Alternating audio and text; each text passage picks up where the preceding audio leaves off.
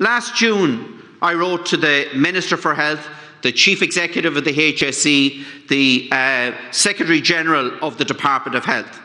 pointing out to him the desperate situation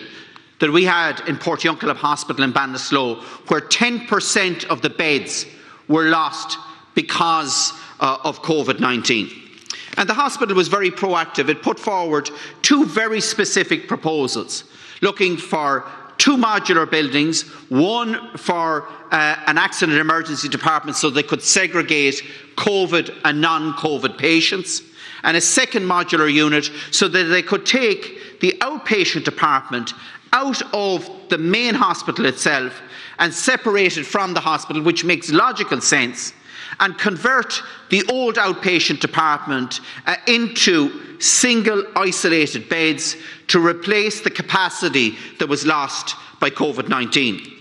We still have no indication as to when those facilities will be put in place, as we now head into the second wave of and we are having to try and manage a situation in the busiest hospital across the Midlands that has 10% less capacity than it had this time last year, and had many hundreds of patients on hospital trolleys throughout last winter. And I hope, Minister, you can respond to that issue.